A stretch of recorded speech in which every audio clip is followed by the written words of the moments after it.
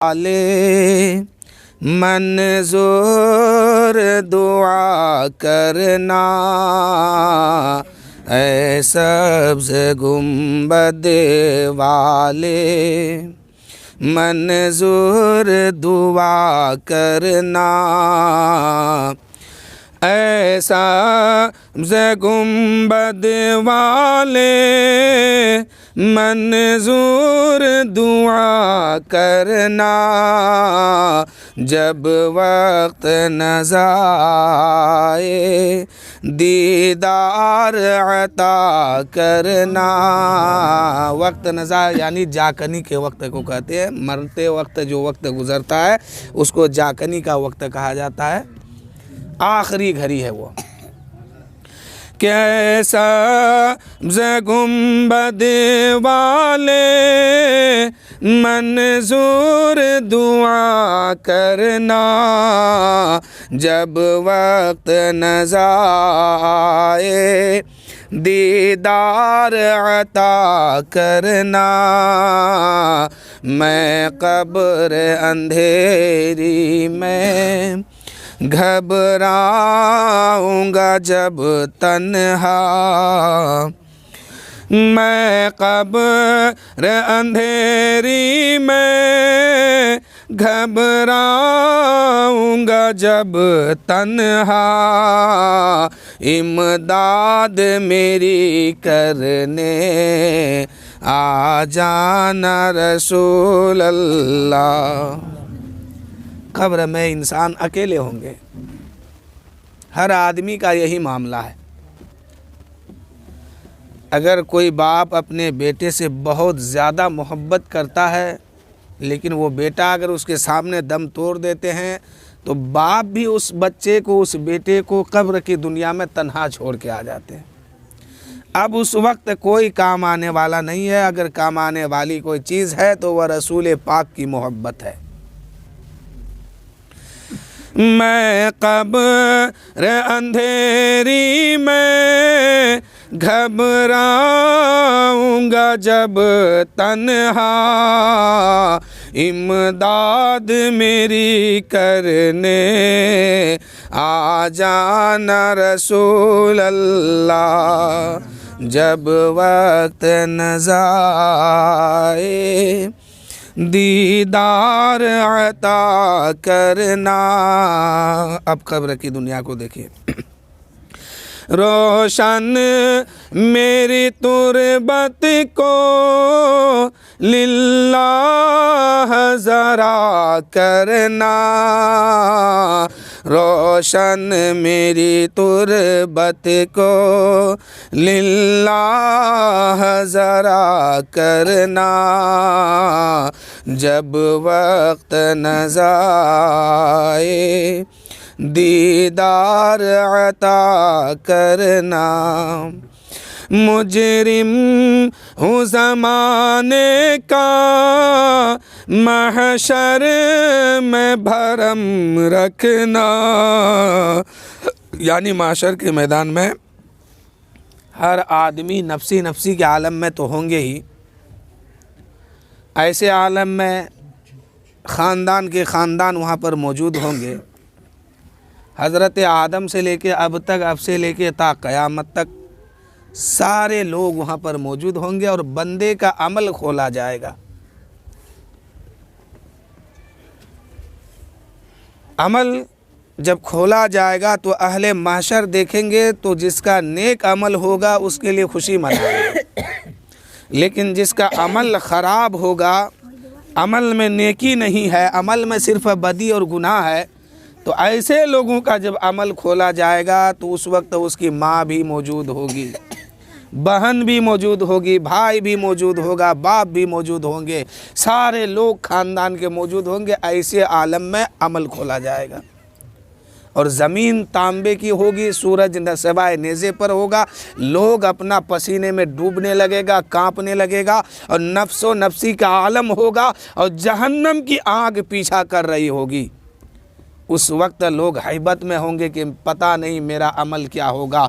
जिसका अमल यानी नामे अमाल दाहिने हाथ में दिया जाएगा, सीधे हाथ में दिया जाएगा, उसके लिए जन्नत का परवाना है, और जिसका बाएं हाथ में दिया गया उसके लिए जहन्नम का ठिकाना है। और सारी ज़िंदगी का हिसाब होगा, एक एक पल का, कहाँ क्या किया, कहाँ अच्छा काम किए, कहाँ ख़राब काम किए, कहाँ क्या हुआ, सारी ज़िंदगी का हिसाब वहाँ खोला जाएगा एक एक करके। शायर कहते हैं, मुजरिम हूँ ज़माने का, महशर में भरम रखना, रुसवाए ज़माना हूँ, कमली में छुपा लेना। उस वक्त अगर मदद करने वाला कोई ज़ात है तो मेरे नबी की ज़ात है। वो जिसको आका छुपा लेंगे वही जन्नत में जाएंगे। ढूंढा ही करे सदर क़यामत के वो सिपाही, वो किसको मिले जो तेरे दामन में छुपा हो। फरिश्ते जानते हैं कि काली कमली के नीचे गुनहगार भी छुपा हुआ है, काली कमली के नीचे अच्छे भी छुपे हुए हैं और बुरे लोग भी छुपे हुए हैं, लेकिन फरिश्तों की हिम्मत नहीं होगी कि मेरे नबी के कमली से किसी मुजरिम को निकालें। सब जानते हैं फरिश्ता, लेकिन मेरे नबी के कमली के सदक़े में वो भी मुजरिम वहाँ बख्शा जाएगा। लेकिन पहले आशिक रसूल बनिए, सच्चा पक्का ग़ुलाम बनिए, अपने नबी से सच्ची मोहब्बत रखिए, नबी ने जो फरमाया उस पर अमल कीजिए, तब जाके वहाँ काली कमली मिलेगी। नबी ने फरमाया मेरी आँख की ठंडक है नमाज। आज मुसलमान पूरी दुनिया में फैला हुआ है, हर जगह मस्जिद बनी हुई है, हर जगह का जायज़ा लीजिए तो लोग नमाज पढ़ने के लिए अगर 5000 की आबादी है उस गांव में तो 25 आदमी पहुंचते हैं। तो जहन्नम में ज़्यादा तादाद होगी, जन्नत में कम होगी, ये भी याद रखिएगा। जिस पर मेरे नबी की शफ़क़त और शफ़ाअत हो जाए वही जन्नत में जाएंगे।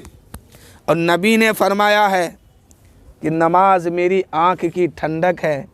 अब वो आशिक कैसा जो अपने महबूब को ठंडक तक ना पहुंचा सका, और ये मोहब्बत की दलील कैसी है जो अपने नबी के लिए आँख की ठंडक ना बन सके। वहाँ बहुत कहा ना कि नफसी नफसी, कुरान कहता है मैं नहीं, कुरान कहता है फमन यामल मिस्काल ज़र्रतिन खैरन यरा वमन यामल मिस्काल ज़र्रतिन शर्रन यरा। एक एक ज़र्रे ज़र्रे का हिसाब होगा वहाँ। अल्लाह की अदालत होगी। अल्लाह की अदालत में जब बंदा खड़ा होगा हर चीज़ खुल के सामने आएगा। फरिश्ता कागज़ का टुकड़ा लाएंगे जिसको नाम अमाल कहा जाता है। उस वक्त रब फरमाएगा ऐ मेरे बंदे बता तूने ऐसा किया था, ऐसा किया था। बंदा वहाँ झूठ नहीं बोल सकेगा। झूठ बोलना भी चाहेगा तो रब वो ज़मीन का हिस्सा सामने ला देगा कि देखो ये गवाही है। अब भी नहीं मानेगा तो बंदे की उंगली बोलने लगेगी, ज़बान बोलेगी, आंखें बोलेगी, कान बोलेगी, हाथ पैर सब बंदे का आज़ा उसके खिलाफ गवाही देंगे। वो अगरबत्ती को थोड़ा और उधर रख दो तो जाओ तो। यानी बंदे का आज़ा, यानी आज आपके पास हाथ है, मेरे पास हाथ है, इसमें अगर एक कांटा चुभ जाए तो मुझे तकलीफ़, आपको तकलीफ़ होती है। कल यही हाथ बरोज़े माशर में हमारे खिलाफ गवाही देने लगेंगे। हमारे खिलाफ, आपके खिलाफ गवाही देने लगेगी। यही उंगली बोलेगी कि इसने ऐसा किया था इस उंगली से। यही आँख बोलेगी कि इस आँख से इन्होंने ऐसा ऐसा किया था। ये कान बोलेगा कि इस कान से लोगों की बुराई सुनता था। सब कुछ यही, आपके जिस्म के हर आज़ा आपके ख़िलाफ़ हो जाएंगे। उस वक्त अल्लाह की अदालत होगी। अल्लाह की अदालत में बंदा खड़ा होगा। बंदा से रब पूछेगा बंदा बता कहीं मेरे फरिश्ते ज़्यादती तो तुम्हारे साथ नहीं किया, ज़्यादा तो कुछ नहीं लिख दिया है। उस वक्त बंदा कहेगा नहीं मौला मैंने जो किया वही लिखा गया है। अगर कहेगा बंदा कि इन्होंने ज़्यादा लिख दिया बढ़ा चढ़ा के, तो फिर फरिश्ता कहेगा मौला उस ज़मीन के हिस्सा को लाया जाए जिस जगह इसने ऐसा ऐसा किया था। इससे भी नहीं मानेगा तो उसका हाथ बोलेगा, उसका पैर उसके खिलाफ गवाही देगा, उसकी ज़बान खिलाफ बोलेगी, उसका बदन का हर हिस्सा खिलाफ उसके बोलते जाएगा कि इन्होंने ऐसा किया था, इन्होंने ऐसा किया था। अल्लाह की अदालत में सारी हकीकत खुल के सामने आ जाएगी। आज बढ़िया घर में रह लेने से कामयाब नहीं है, अच्छा कपड़ा पहन लेने से कामयाब नहीं है, अच्छा ख़ानदान में पैदा हो जाने से कामयाबी नहीं है। कामयाबी तब है जब अल्लाह अच्छा कह दे कि ये मेरा बंदा बहुत अच्छा है। कब्र में सवाल होता है, मन रब्बों का, एक इंसान है जवाब देता है रब्बी अल्लाह, मेरा रब अल्लाह है। अब उसी कब्र में फिर सवाल होता है दूसरे से, दूसरे कब्र में कहता रब मन रब्बों का, वो कहता अफसोस मैं नहीं जानता।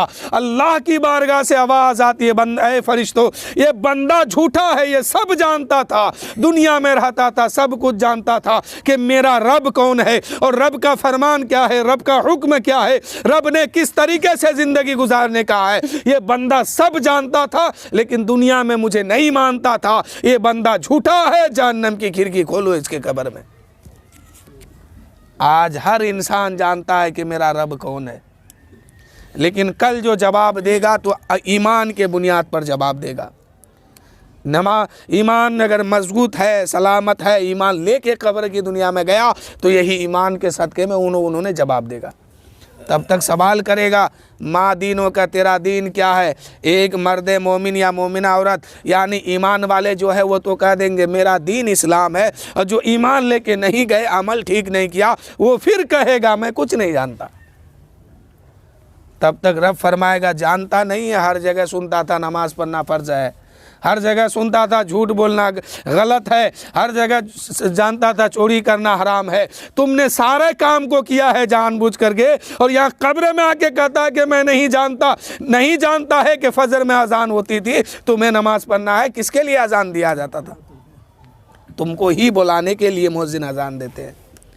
रब कहेगा बंदा है फरिश्ता, ये बंदा सब जानता था दुनिया में लेकिन किया नहीं है, इसलिए झूठ बोलता है। इसके लिए जहन्नम की खिड़की खोलो, जहन्नम का बिछोना इसके कब्र में बिछाओ। मुअज्जिन साहब अजान देते हैं, क्यों देते हैं जानते हैं? लोगों को अल्लाह की इबादत करने के लिए बुला रहे हैं कि आओ कामयाबी की तरफ आ जाओ, नमाज की तरफ आ जाओ। इस दीन से अच्छा कोई दीन नहीं है, इस इबादत को करो जो नमाज तुम पर फ़र्ज़ है। एक बंदा मस्जिद से दूरी पर घर है, वो फजर के वक्त अंधेरी रात में चल के आ जा रहा है, इशा के वक्त अंधेरी रात में चल के आ रहा है, और एक बंदे का घर मस्जिद के बगल में है लेकिन वो नहीं आ पा रहा है। तो ये तो तौफीक की काम है। अल्लाह जिसे तौफीक दे वही आता है, जिसे तौफीक ना दे वो नहीं आता है। मुअज्जिन का काम है कि तुम बुलाओ, अल्लाह का नाम लेकर के बुलाओ, जिसे रब तौफीक देगा वही आएगा, चाहे बगल में घर हो या दूर में घर हो। मक्का में अबू जहल रसूल पाक के सामने हमेशा घूमता था, रसूल पाक की बुराई करता था, लेकिन अल्लाह ने तौफीक नहीं दी, ईमान नहीं लाया। कर्न में हज़रत उवैस करनी रसूल पाक को देखा नहीं है, लेकिन इतना बड़ा आशिक रसूल है, इतना बड़ा आशिक रसूल है कि रसूल पाक अपना जुब्बा उतार के देते हैं और इरशाद फरमाते हैं अबू बकर उमर, इस जुब्बा को उवैस करनी से कह दे देना, उनसे कह देना कि अल्लाह के रसूल ने फरमाया है कि ये उनका कुर्ता मुबारक है, आप कबूल कर लीजिए और उनकी उम्मत के लिए मग़फ़िरत की दुआ कर दीजिए। बगल में अबू जहल था ना, अबू लहब था ना, उतबा शैबा था ना मक्का में, लेकिन इन जालिमों ने कलमा नहीं पढ़ा, ईमान नहीं लाया। क्यों? अल्लाह ने तौफीक नहीं दी, ईमान की दौलत उसे अता नहीं फरमाया। तो दिलों को बदलना ये अल्लाह का काम है, हमारा काम है नसीहत करना, हमारा काम है हक बता देना, ताकि कल आप ये ना कह सके कि हम नहीं जानते थे। आप सब जान लीजिए दुनिया में, जहाँ तक मेरे समझ में आ रहा है मैं आपको बता रहा हूँ।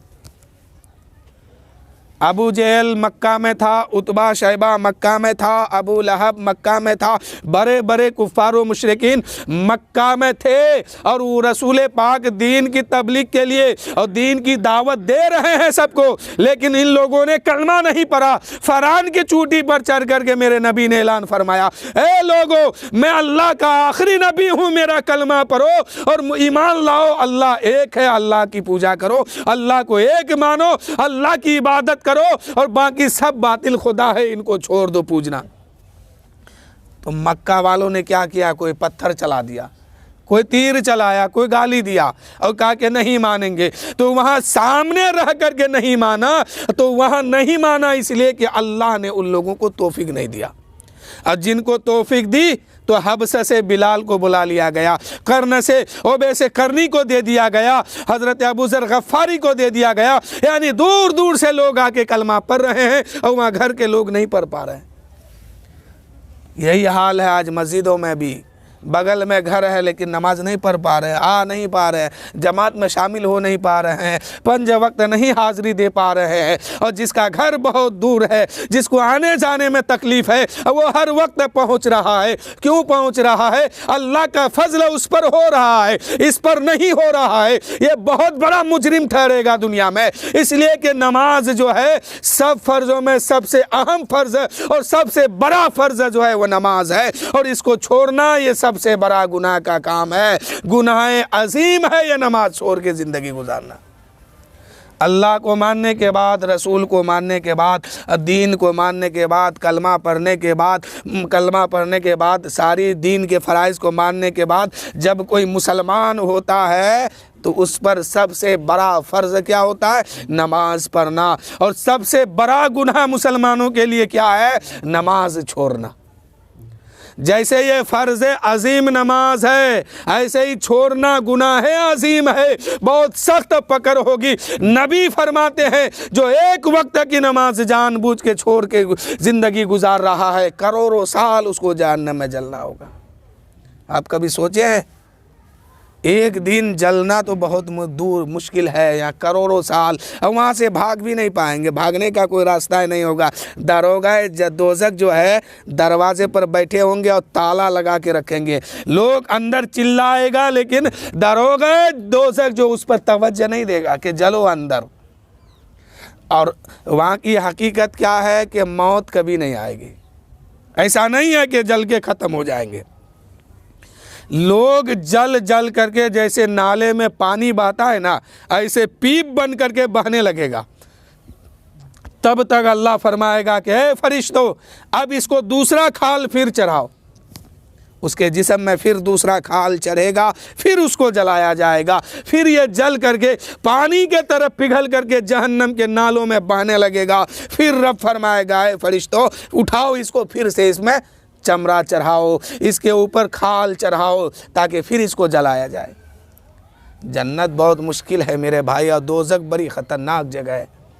इससे हमेशा बचने की कोशिश कीजिए। जो लोग नहीं जानते हैं हकीकत वो तो छोड़िए उनका कहना, लेकिन हम लोग तो जानते हैं, आप तो जानते हैं कि दोज़ख है और जन्नत है, और दोनों में इंसान ही जाएगा, दोनों में इंसान जाएगा। एक में जाएगा तो सुकून के साथ रहेगा, और एक में जाएगा तो उसका ईंधन बन के जलेगा।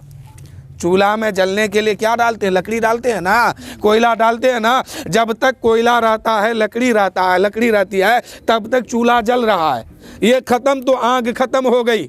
ऐसे ही जहन्नम में, जब जहन्नम को अभी तो पत्थरों से दहकाया जा रहा है, लेकिन जब जहन्नमियों को डाला जाएगा तो उस वक्त लकड़ी नहीं डाली जाएगी, इंसान ही को उसमें जलाया जाएगा, इंसान ही उसका खुराक और ईंधन बन के जलने लगेगा। आज गैस जलाते हैं खाना बनाने के लिए, जब तक उसमें सिलेंडर में मौजूद रहता तब तक जल रहा ना, ख़त्म हो जाए तो जल रहा है? नहीं जल रहा है। वैसे ही दोज़ख है, दोज़ख में इंसान ही को उस आग का ईंधन बनाया जाएगा और इसको जलाया जाएगा। और जन्नत में भी इंसान ही जाएगा और दोज़ख में भी इंसान ही को जाना होगा। इसीलिए बचने का दोनों रास्ता है। चाहे तो आप अपना अमल ठीक करके जन्नत का रास्ता इख्तियार कर लें, या चाहे तो आप जहन्नम में जाए, आपकी मर्ज़ी है, जहाँ चाहे जाए। इसलिए हमेशा याद रखिए उस अल्लाह से, अपने उस अल्लाह से उस जहन्नम के बारे में पनाह मांगे कि मौला जिसका ईंधन, जिसका जलावन तूने इंसान को बनाया है मौला, उस जहन्नम से तू मुझे नजात दे दे, बचा दे, उस जहन्नम से मुझे बचा ले और जन्नत में ले जाके मुझे डाल दे। एक बात और, जन्नती जब जन्नत में पहुंच जाएगा, दोज़खी दोज़ख में पहुंच जाएंगे, तो जन्नती कहेगा कि अरे तुम तो दुनिया में मुसलमान था, ईमान वाला था, अच्छा आदमी था, अच्छा खाता पीता था, समाज में तेरी इज्जत थी, आज तू जहन्नम में क्यों जल रहा है। एक दूसरे से कहने लगेगा अरे तू जहन्नम में क्यों जल रहा है। तो उधर से वो जवाब देगा, क्या जानते हैं, वो कहेगा कि हम वक्त के अंदर नमाज नहीं पढ़ा करते थे, इसीलिए अल्लाह ने मुझे जहन्नम में डाल दिया है। उस वक्त भी एक जन्नती जहन्नमी को चिरकाएगा और कहेगा और मज़ा लेगा, कहेगा अरे तू दुनिया में इतना ख़तरनाक आदमी था और लोगों के समाज में तू सूफ़ी बन के घूमता था, लेकिन अंदर अंदर तू इतना ख़तरनाक था, दिल इतना सियाह हो गया था, काला हो गया था कि आज तू जहन्नम में जल रहा। तो वो कहेगा मेरे भाई अब क्या मज़ा ले रहा है, मैं तो नमाज नहीं पढ़ता था, इस बुनियाद पर आकर के मैं जहन्नम में जल रहा हूँ। वहाँ भी एक जन्नती जहन्नमी का फ़ायदा उठाएगा, कहेगा कितना बड़ा मुजरिम था दुनिया में कि आज जहन्नम में जल रहा। इसलिए वहाँ बचने की तैयारी कीजिए। अगर डाल दिया गया ना तो फिर कोई सुनवाई नहीं होगी। जैसे एक बच्चा इम्तिहान देता है, रिजल्ट में फेल हो जाता है, तो फिर साल भर तक उसकी कोई सुनवाई नहीं है। ये तो दुनिया का मामला है ना, लेकिन वहाँ साल 2 साल की बात नहीं है, एक एक वक्त की नमाज के बदले में करोड़ों करोड़ों साल जलना होगा। इसलिए अल्लाह की बारगाह में तौबा कीजिए कि मौला जितनी नमाज छूट गई है उसे तू माफ़ कर दे और कज़ा पढ़ने की तौफीक दे दे और आज से सच्चा पक्का नमाजी बना दे।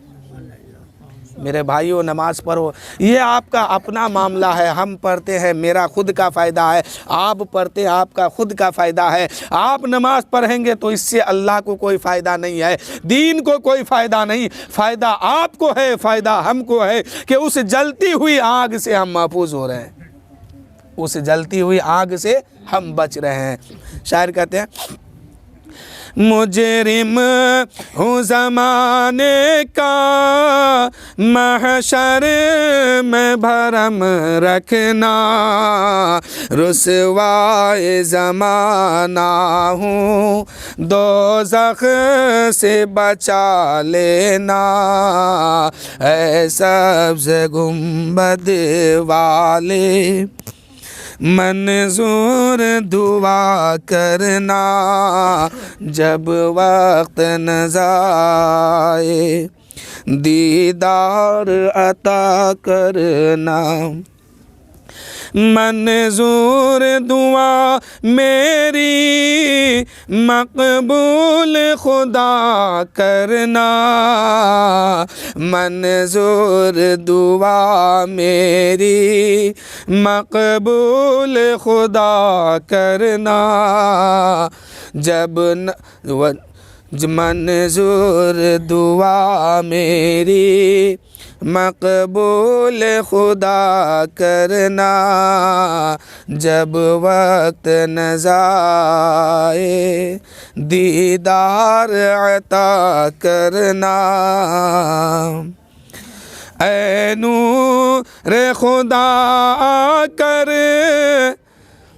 ऐ नूर खुदा कर आँखों में समा जाना, या दर पे बुला लेना, या ख्वाब में आ जाना, या दर पे बुला लेना, या ख्वाब में आ जाना। चेहरे से ज़िया पाई इन चांद सितारों ने, उस दर से शिफा पाई दुख दर्द के मारों ने। चेहरे से जिया पाई इन चांद सितारों ने, उस दर्द से शिफा पाई दुख दर्द के मारों ने। जब वक्त नज़ाए दीदार अता करना, आता है उन्हें साबिर हर दुख की दवा, आता है उन्हें साबिर हर दुख दर्द की दवा। जब वक्त नज़ाए दीदार अता करना। दुरूद शरीफ पढ़िए, अल्लाहुम्मा सल्ली अला सय्यदना शफीअना हबीबना मौलाना मुहम्मदिन मादिनिल जुद वल करम बारिक वसल्लम सल्लु अलैहि सलातु व सलामन अलैका या रसूल अल्लाह सल्लल्लाहु तआला अलैहि वसल्लम। अल्लाह ताला कुरान मुक़द्दस में इरशाद फरमाता है, कुल्लु नफ्सिन ज़ाइक़तुल मौत, हर नफ्स को मौत का जायका चखना है। मौत को यूँ समझ लीजिए कि मर के ख़त्म नहीं होना है। आज समाज के अंदर अक्सर ज़्यादा बात ये पाई जाती है, लोग यही सोचते हैं कि मर जाएंगे, ख़त्म हो जाएंगे, वहाँ कौन देखा है। कोई देखे या नहीं ना देखे, देखा तो सबको यह है, देखना तो आपको होगा ही। मर जाएंगे, ख़त्म नहीं होंगे। ज़िंदगी का हिसाब अब शुरू होने वाला है। मरने के बाद या तो सुकून की ज़िंदगी ऐसी मिलेगी जैसे दुल्हन सोती है, कोई जगाने वाला नहीं होगा, या तो फिर ऐसी मुश्किल घड़ी आएगी कि हर ज़र्रे का अब हिसाब देना शुरू हो जाएगा। मर के ख़त्म नहीं होना है। मरने के बाद ज़िंदगी का आगाज़ हुआ, ज़िंदगी का हिसाब शुरू हो गया। कब्र में हम और आप पहुँचेंगे, वहाँ कोई जाएगा नहीं, ना आपको देखने जाएगा ना हमको देखने जाएगा कि फ़लाँ साहब कब्र की दुनिया में पहुँच गए, वो किस हाल में है। और सुल्तान सिकंदर बादशाह एक मर्तबा किसी मुल्क को फ़तह करके वापस आ रहे थे। एक गांव से उनका गुज़र हो गया, तो गांव से गुज़रते गुज़रते क्या देखते हैं कि एक कब्रिस्तान उसे मिला, और उस कब्रिस्तान में जितनी कब्रें हैं, हर कब्र के सिरहाने पर एक पत्थर लगा है, और उस पत्थर में लिखा हुआ है फ़लाँ इब्न फ़लाँ उम्र 1.5 साल। फिर लिखा हुआ आगे देखते हैं, फ़लाँ इब्न फ़लाँ उम्र 2 साल, फ़लाँ इब्न फ़लाँ उम्र 2.5 साल, फ़लाँ इब्न फ़लाँ उम्र 4 साल। यानी 8 साल से ज़्यादा किसी की उम्र नहीं लिखी हुई है। सुल्तान सिकंदर बादशाह ने कहा कि या अल्लाह, क्या इन लोगों ने बच्चों की स्पेशल कब्रिस्तान बनाई है क्या इस कब्रिस्तान में सिर्फ बच्चे ही लोग दफन होते हैं, बूढ़े लोगों को नहीं दफनाया जाता? आगे बढ़े तो कुछ लोगों को मिला चौराहे पर बैठा हुआ, सवाल किया कि लोगों, मेरे एक सवाल का जवाब दो, ये जो कब्रिस्तान गांव के बीचों बीच में है, क्या ये स्पेशल बच्चों के लिए बनाया गया है? उसमें तो बच्चों के लिए बनाया गया है। लोगों ने कहा, सिकंदर बादशाह क्यों पूछते हो, आखिर बात क्या है? सिकंदर बादशाह ने कहा कि जब मेरी गुजर उधर से हुई है, मैं क्या देखता हूँ कि हर कब्र के सिरहाने पर एक पत्थर रखा है, और उस पत्थर पर नाम लिखा हुआ है फ़लाँ इब्न फ़लाँ उम्र 2 साल, फ़लाँ इब्न फ़लाँ उम्र 1.5 साल, फ़लाँ इब्न फ़लाँ उम्र 6 महीना, फ़लाँ इब्न फ़लाँ उम्र 5 साल। आखिर क्यों? क्या ये बच्चों के लिए स्पेशल बनाया गया? लोगों ने कहा, ओहो सिकंदर बादशाह, तुमने समझा नहीं है। हमें आज भी बुजुर्गों का सबक याद है, उन्होंने जो पढ़ाया था वो सबक आज भी याद है। मेरे बुजुर्गान दीन कहा करते थे कि इंसान की हकीकी ज़िंदगी वही होती है जो अल्लाह व रसूल की रास्ते में कटे।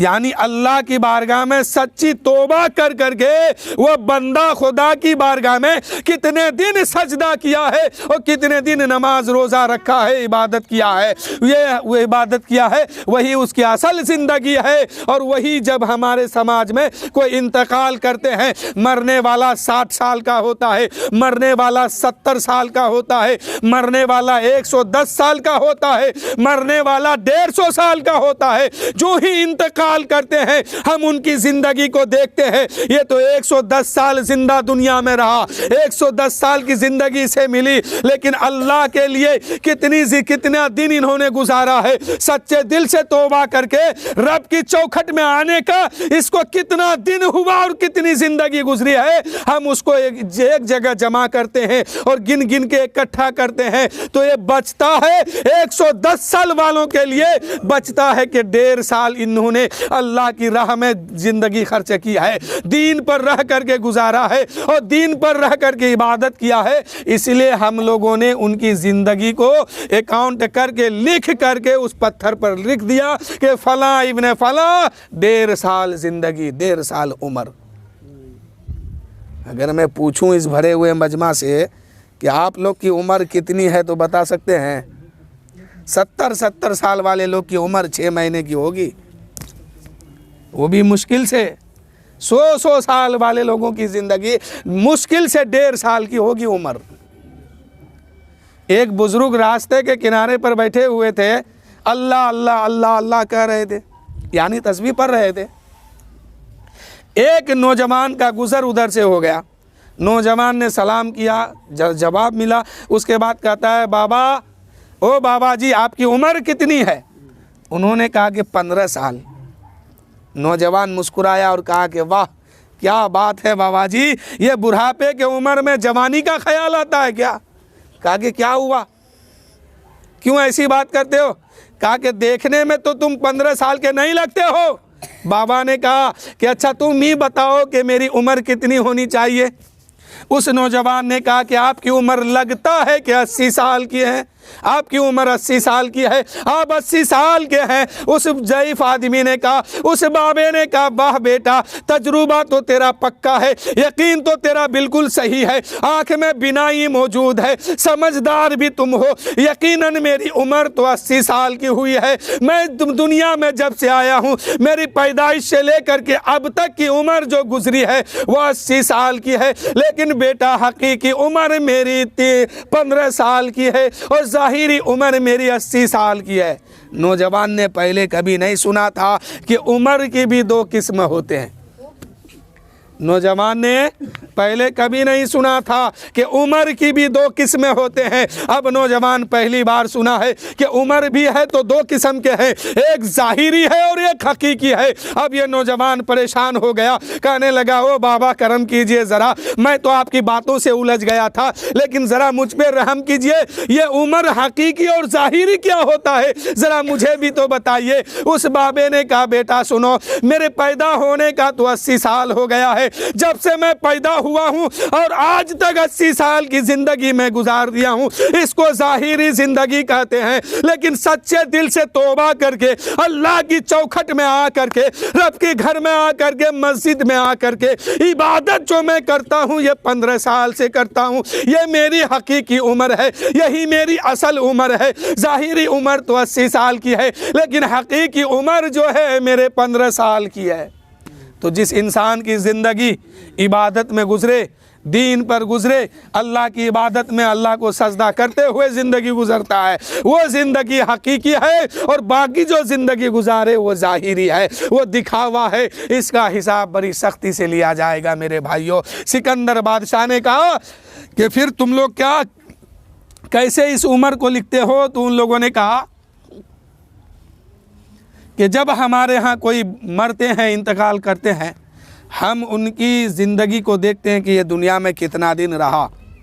अगर 60 साल की है, 70 साल की है, तो हम फिर गिनना शुरू करते हैं कि ये मस्जिद में आना जाना कब से कर रहा है, रब को सजदा कब से कर रहा है, नमाज कब से पढ़ रहा है, रोज़ा कब से रखता था, दीन पर कब से चलता था। हम उसको जोड़ करके इकट्ठा करते हैं तो 60 साल में जो लोग मरा है, मुश्किल से उनकी ज़िंदगी 1.5 साल की निकलती है, उसकी उम्र 1.5 साल की निकलती है। फिर उसको हम दफन करते हैं, नमाज जनाजा पढ़ के दफन करते हैं और उसके सिराने पर एक पत्थर लगाते हैं, उस पत्थर पे लिख देते हैं फला इब्ने फला उम्र 1.5 साल। तो हकीकी उम्र कितनी है?